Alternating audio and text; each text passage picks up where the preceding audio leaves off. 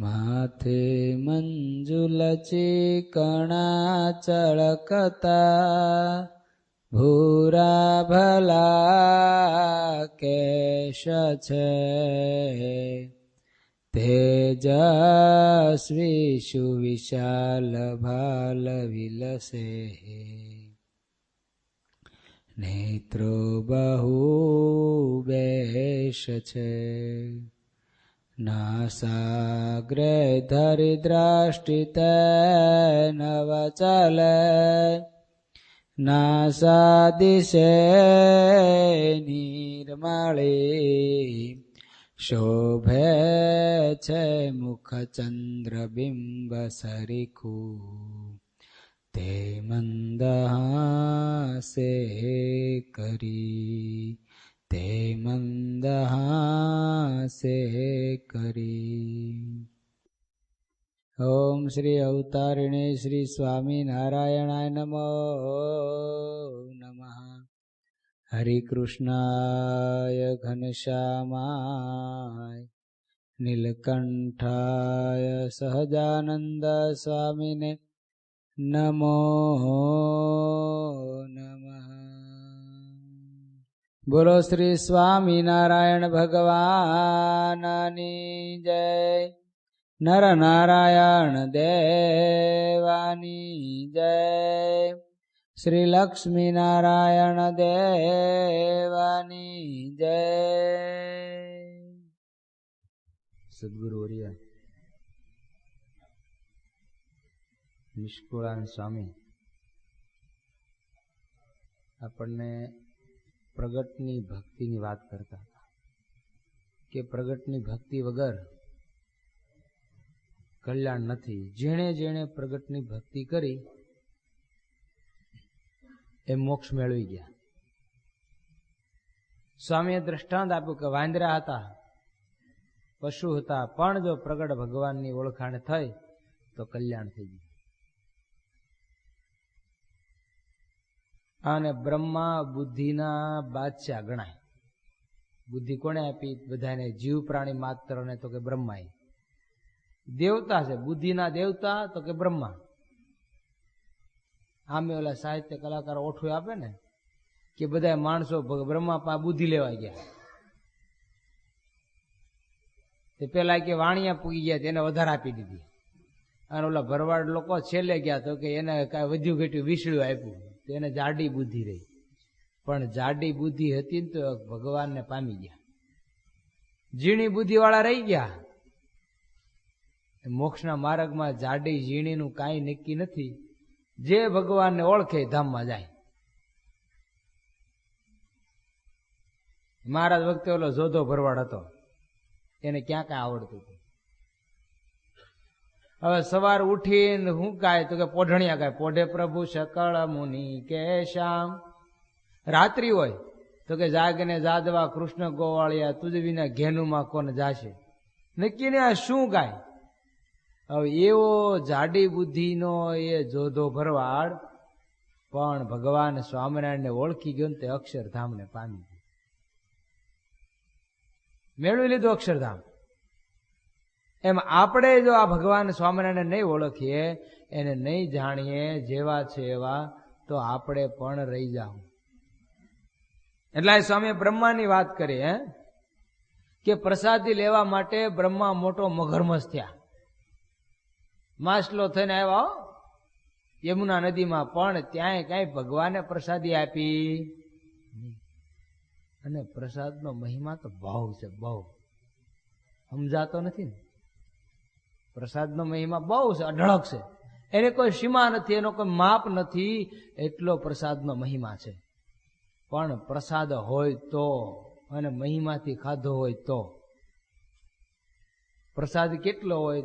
શાસ્ત્રમાં એવું લખાણ છે કે હથેળીની બે રેખા આવે એની વચ્ચે સામે એને પ્રસાદ કહેવાય. પણ અતિશય ઓરે પછી 2 કલાક હુવે પછી એને પ્રસાદની ગણતરીમાં આવે નહીં, રસાસ્વાદની ગણતરીમાં આવે. એક હથેળીની 2 રેખા વચ્ચે આવે ને પ્રસાદ કહેવાય. પ્રસાદનો તમને મહિમા કહું કેટલો છે. 2-4 વૈષ્ણવ ભક્તો યાત્રા કરવા ગયેલા. એમાં યાત્રા કરતા કરતા કરતા કરતા કરતા દક્ષિણની અંદર કોઈક એક નદી આવીને નદીને કાંઠે ઠાકોરજી માટે ભોગ બનાવી અને લાલજીને ભોગ ધરાવી અને પોતે જમવા બેઠા.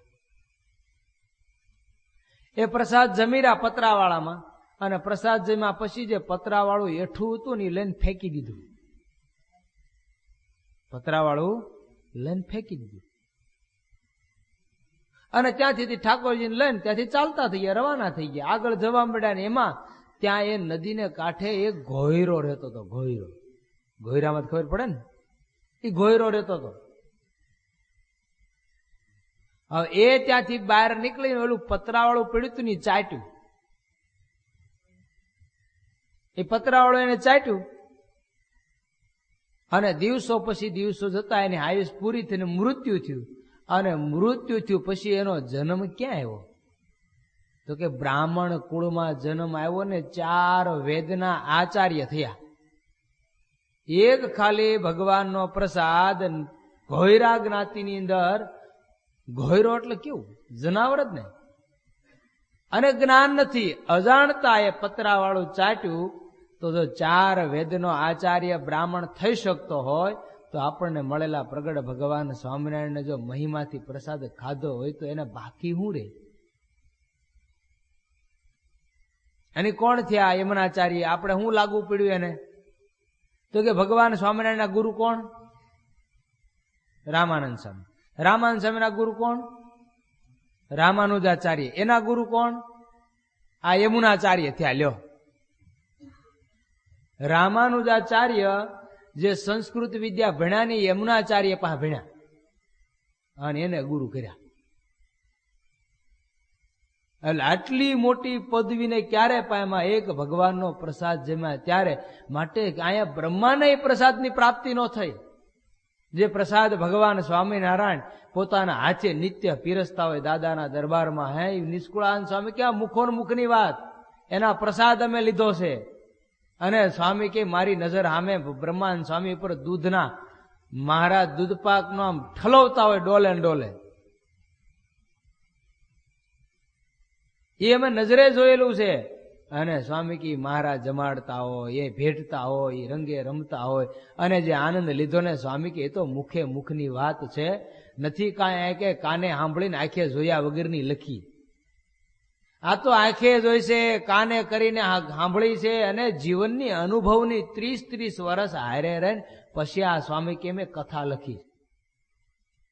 બ્રહ્માને જે પ્રસાદી પ્રામી નહીં મળ્યા ને અજ અતે દેના મીના થયો પામા પ્રસાદે કાજા.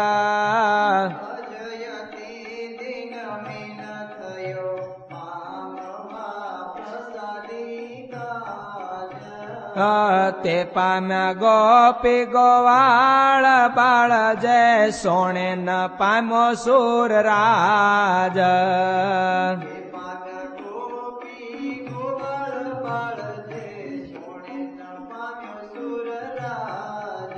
જે પ્રસાદી બ્રહ્માને ન મળી, જે પ્રસાદી ઇન્દ્રને ન મળી.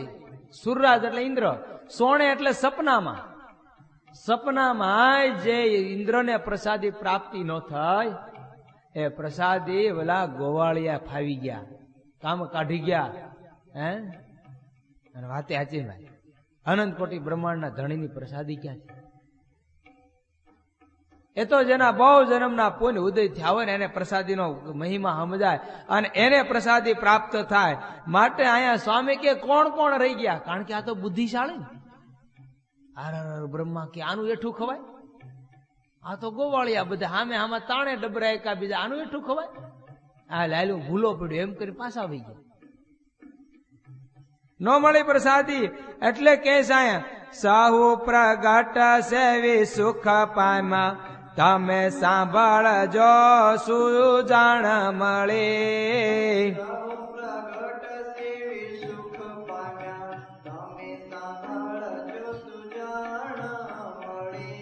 એ ડાયા શાણા રહ્યા દેખતા સુખ પામ્યા વ્રજવાસી વળી.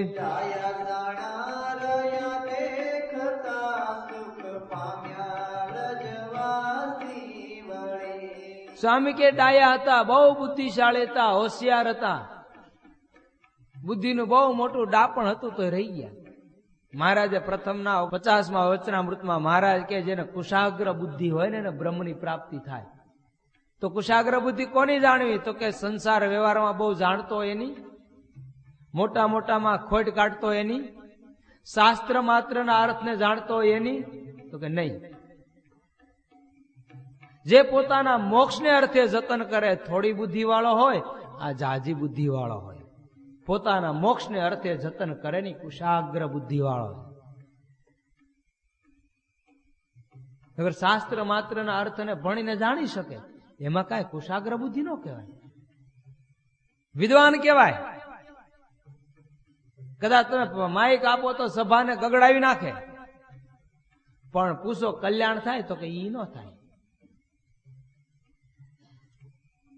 કલ્યાણ કરવું હોય ને તો કુશાગ્ર બુદ્ધિ, ભગવાનમાં પ્રેમ કરવું પડે. જાડી બુદ્ધિ હોય આ પતલી હોય, ભગવાનમાં હેત કરવું પડે, ભગવાનની બાંધેલી આજ્ઞામાં વર્તવું પડે, ભગવાને કીધું એમ કરવું પડે. ડાયા શાણા રહી ગયા બધાય.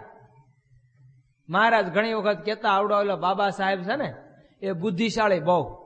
શિયાજીરાવ સરકારના દિવાન, પણ શિયાજીરાવ સરકારના નામનું નાણું ન હાલે, બાબા સાહેબના નામનું નાણું હાલે. પણ મહારાજ કે બુદ્ધિશાળી બહુ, પણ મોક્ષમાં રહી ગયા. આના નાદ ભક્ત હાવ અંગૂઠા સાપ, જેને બે કહેવાની ખબર ન પડે, કલ્યાણ લઈ ગયા. ડાયા ડાયા રહી જાય છે એટલે આમાં નક્કી નથી હોતું કોણ રહી જાય. કંસને બુદ્ધિ ક્યાં ઓછી હતી? મથુરાનું રાજ કરતો હતો અને છળ કપટ કરીને ઉગ્રેસન મહારાજા પાસેથી રાજ પડાવી લીધું. તો ઓછી બુદ્ધિ છે? કેટલી બુદ્ધિ છે.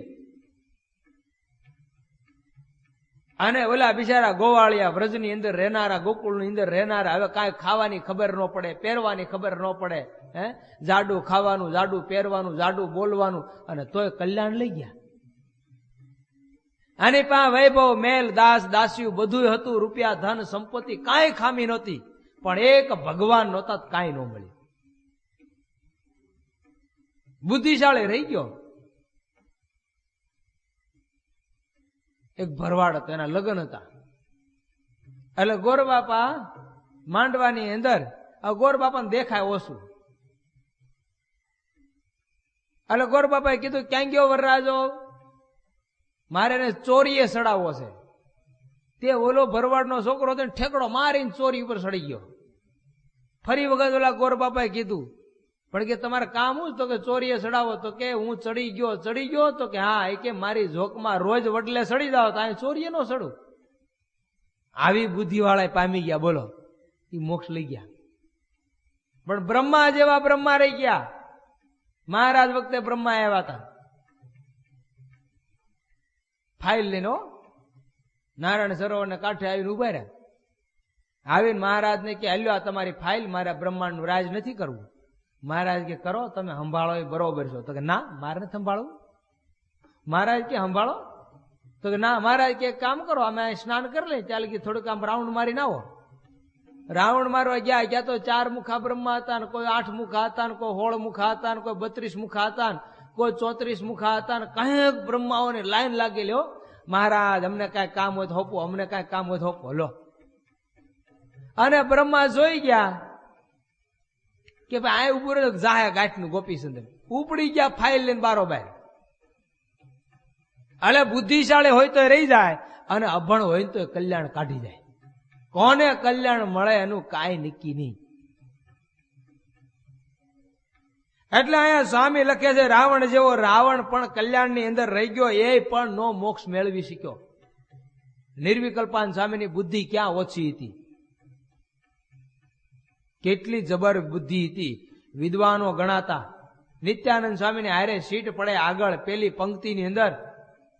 અને ભગવાન સ્વામિનારાયણ મૂકીને વ્યાઈ ગયા. અને ઓલા ધ્યાનાનંદ ને સાંખ્યાનંદ જેને સ્વામિનારાયણ નહીં મામીનારાયણ માણ બોલે, પૂરું સ્વામિનારાયણ બોલતા ન આવડે, કલ્યાણ લઈ ગયા.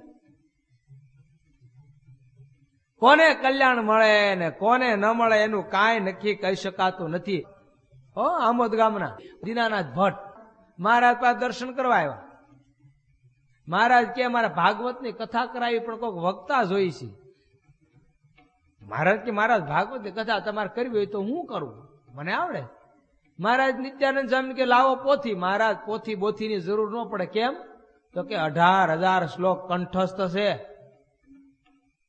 મહારાજ કે કરો કથા. અને કથાનો પ્રારંભ કર્યો, મળી કથા હાલવાઓ.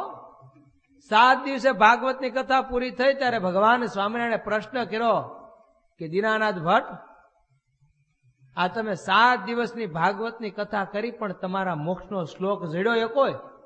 આમાં તમે ગોતી રાખ્યો? તો કે મહારાજ ઈ કર્યું નથી. નહીં? તો કે ના. અને ઓલા મયારામ ભટ્ટ હાવ અંગૂઠા સાપ, પણ તોય કલ્યાણ લઈ ગયા. લ્યો, રઘુનાથ દાસ ક્યાં ઓછો બુદ્ધિશાળી હતો મહારાજ વખતે? રામાનંદ સ્વામીનો શિષ્ય, મહારાજનો મોટો ગુરુભાઈ, વિદ્વાન હતો. રામાનંદ સ્વામીએ બહુ બુદ્ધિશાળી જાણી, વ્યવહાર કુશળ જાણીને ભણાવ્યો ગણાવ્યો અને વિદ્વાન કર્યો. અને તોય ભગવાન સ્વામિનારાયણને સામે પડ્યો. શું કરવા? બુદ્ધિ નહોતી એટલે. બુદ્ધિ વાળાને જ ઉપાધિ જાય, બુદ્ધિ વગરના ને તો મૂઢપણે પકડાઈ જાય. સ્વામિનારાયણ સ્વામિનારાયણ. આમાં હવે કાંઈ આપણે આડાવડું કરવું નહીં, કાંઈ માથાકૂટ કરવી નહીં, આપણે કલ્યાણ કરી લો.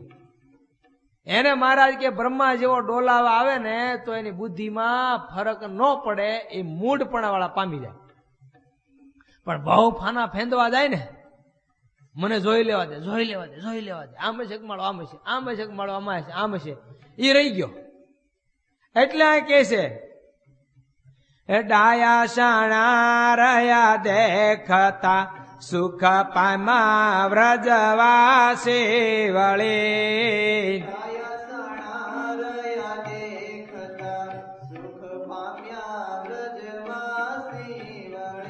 એ સાહુ પ્રગટ સેવી સુખ પામ્યા તમે સાંભળજો સુજાણ મળી.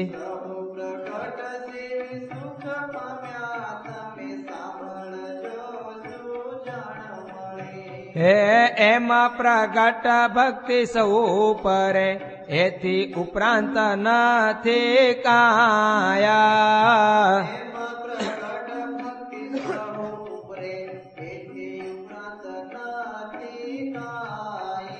એ નિષ્કુળાનંદ નિશ્ચય વારતા સૌને સમજવી મન માયા.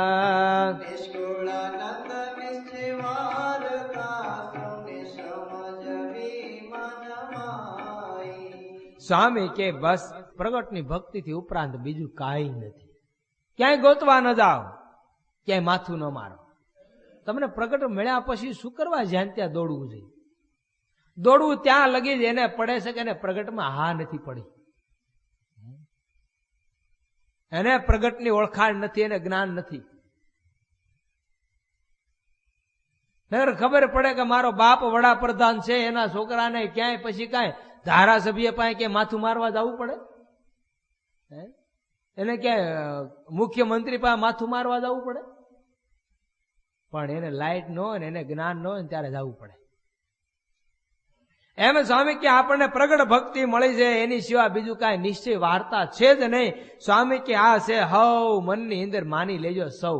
કોઈ ખોટો ઉદ્વેગ કે રાગદ્વેષ કરશો ને. પ્રગટ ભગવાન મળ્યા છે, એની ભક્તિ સ્વામી કે શાંતિથી કરી લેજો. એની ઉપર સ્વામી અહીંયા દ્રષ્ટાંત આપે. ઉર્માહી કરવો એમ વિવેકજી, પ્રગટની ભક્તિ સૌથી વિશેકજી. એને સમાન નહીં કોઈ એકજી, તે તકે મળે તો ન ભૂલવી નેકજી. સ્વામી કે સાંભળો, પૂરની અંદર બધા વિવેક રાખજો. હૃદયમાં જ્યાં લગી વિવેક ન હોય ને ત્યાં લગી સત અસતનું જ્ઞાન ન હોય, અને સત અસતનું જ્ઞાન ન હોય ને ત્યાં લગી એને પ્રગટની ભક્તિ ન આવે. ત્યાં લગી એને હવ હરખું, ત્યાં લગી હવ હરખું. રામે ઈ, શ્યામે ઈ, ઘનશ્યામે ઈ, હવ એક. એટલે ભાઈ એક નથી, એક હોય તો એને બીજી વખત આવું જ શું કરવા પડે? મહારાજ ખુદ બોલ્યા છે પુરુષોત્તમ પ્રકાશમાં, અમે બ્રહ્માંડ પ્રત્યે એક જ વખત જાય, બીજી વખત જતા નથી. તો ફરી વખત આવ્યા તો ભગવાન ખોટા કે આપણે ખોટા? અને મહારાજ મધ્યના 9મા વચનામૃતમાં વાત કરી, મહારાજ કે અમને બીજા અવતાર જેવા કહેવાય, અમારા સ્વરૂપનો દ્રોહ કર્યો કહેવાય. તો એ હાચા કે આપણે હાચા? માટે પ્રગટની ભક્તિ મળી જાય છે. હમણાં જ મોએ છાકોસો કરવા ગયા ત્યારે કાલુપુરથી જગત પ્રકાશ સ્વામી હારે હતા. એ વાત કરતા હતા એ કે કાશીની અંદર જયારે મંદિર થયું વડતાલ દેશનું, કાશીનો કાયદો છે કે વચ્ચેના ડેરામાં કાશી વિશ્વનાથની જ મૂર્તિ હોય, બાકી કોઈની ન હોય. એની જ મૂર્તિ પધરાવે ગમે તે મંદિરની અંદર. પણ સ્વામિનારાયણ સંપ્રદાયનું જે મંદિર છે ને, એમાં ભગવાન સ્વામિનારાયણની મૂર્તિ વચ્ચેના મંદિરમાં શિખરમાં છે. કીધું એમ કેમ સ્વામી? એનો કાયદો તો કાયદાનો ભંગ કેમ કર્યો? એ કે ત્યારે ગાદી ઉપર આનંદ પ્રસાદજી મહારાજ હતા વડતાલની ગાદી ઉપર, અને પ્રતિષ્ઠા કરવા ગયા, અને પ્રતિષ્ઠાનો સમય આવ્યો એટલે વિદ્વાનોએ પ્રશ્ન કર્યો કે તમે પ્રતિષ્ઠા કરો, મંદિર કરશો, પણ વચ્ચેના ડેરામાં કોની મૂર્તિ પધરાવશો? ત્યારે કીધું કે અમે અમારા ઇષ્ટદેવ ભગવાન સ્વામિનારાયણની. તો કે દેવના દેવ મહાદેવ છે, એની મૂર્તિ વચ્ચેના ડેરામાં હોય. સૌથી મોટા દેવ ને સૌથી મોટા ઈશ્વર ને સૌથી મોટા ભગવાન, અને જ્યાં હોય ને ઠેર ઠેર એના ગામડે ગામડે મંદિર માટે વચ્ચેના ડેરામાં કાશી વિશ્વનાથની જ મૂર્તિ હોય. આનંદ પ્રસાદજી મહારાજ મૂંઝાણા, કરવું શું? અરે વિદ્વાન સંતો હતા, શાસ્ત્રાર્થ કર્યો પણ ભેગું ન થયું. કૃષ્ણ વલ્ભાચાર્યને તેડાવ્યા નહીં, આવ્યા જુનાગઢથી અને સીધા પહોંચ્યા કાશી. અને કાશી જાય અને વિદ્વાનોની સભાની અંદર 2 દિવસ લગી શાસ્ત્રાર્થ કર્યો પણ મચક ન આવી. અને ત્યારે અમદાવાદ મંદિરની અંદર વચનામૃતની પ્રત મગાવવામાં આવી, અને અમદાવાદનું 5મું અને 7મા વચનામૃત ઉપર સ્વામી વિજય મેળવ્યો. ભગવાન સ્વામિનારાયણ સર્વોપરી છે, વચ્ચેના ડેરામાં ભગવાન સ્વામિનારાયણ હોય.